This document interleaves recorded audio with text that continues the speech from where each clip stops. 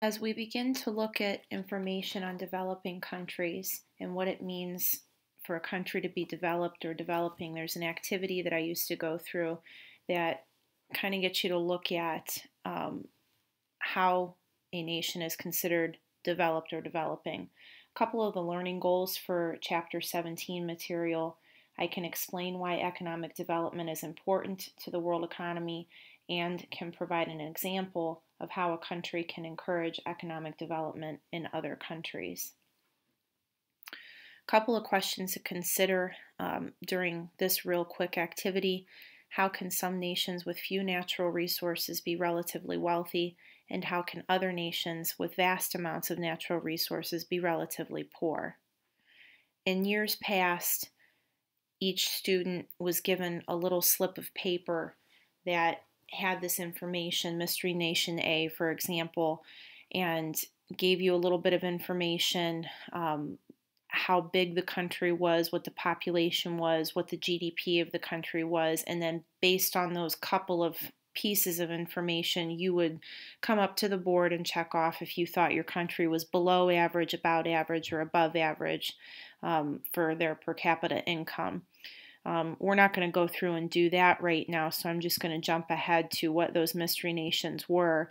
And typically, what the activity would prove is that most people, if there was a high GDP, they would say that their country was above average for their GDP per capita. If we go through and look at a couple of examples, you see that you have China is below average for their rating. Their GDP per capita is much lower, but if you looked at the little information on the card that they had, you know, they're a pretty big country and their overall GDP was pretty high. They had a lot of natural resources, so people would generally rate them pretty high. So the activity just kind of went through in a similar fashion. You know, these are some of the other countries that were listed. And then we would get to some questions, you know, kind of going back to those first couple from the beginning. How can some nations with few natural resources like Japan and Singapore be relatively wealthy? And what you're looking at there is, you know, industrialization for the most part. And then the second question, how can other nations with vast amounts of natural resources like Russia or Peru be relatively poor? And that, again, has to do with the amount of industrialization that they have. There's some other factors to consider that might promote or discourage long-term economic growth and high standards of living, and that's kind of what, you know, the remaining part of this activity would take a look at. So we'll jump to that right now. Factors that are important to long-term economic growth: technological innovation, including technology transfers from more developed nations, and it gives you a little bit of information in regard to that. Investing in physical capital like factories and machines, human capital, the amount of education that people are receiving, the amount of training that they're receiving, how much health care are they receiving. And wealthier nations are typically, you know, they are more financially able to invest in things like this, and that's going to be a factor that will lead to their long-term economic growth. Less developed countries are presented with other kinds of opportunities for new investments. Another factor, high investment levels in physical and human capital. You know, as mentioned on the previous slide, strong incentives to save, invest, and increase productivity.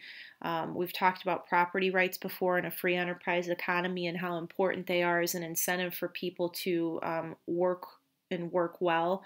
So having institutions that encourage that is important. That's going to lead to long-term economic growth. The successful investments will help to lead to higher future levels of production, income, and consumption.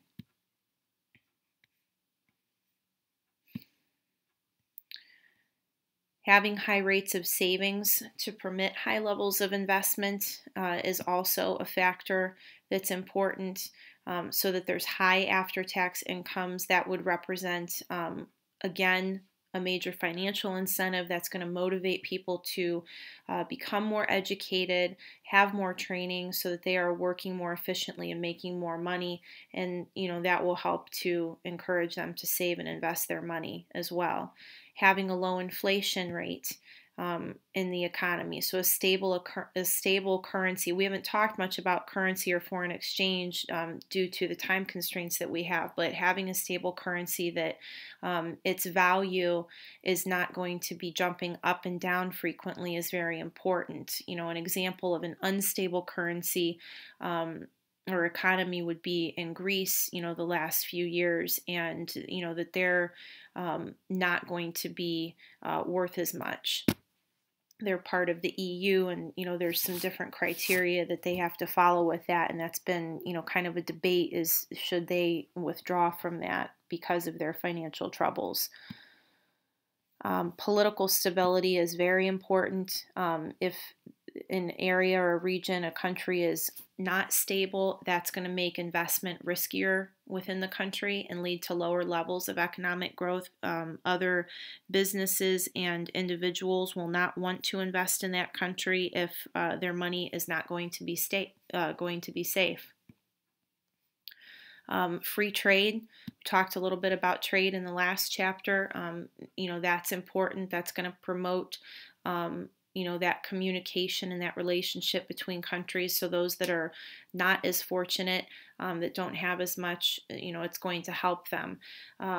This leads to specialization, comparative advantage. You're working on that project right now. The export of goods and services they can produce at the lowest opportunity cost.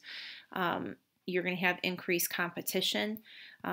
We've talked about this several times. That helps to keep prices lower and also better products on the market for you. Slower rates of population growth.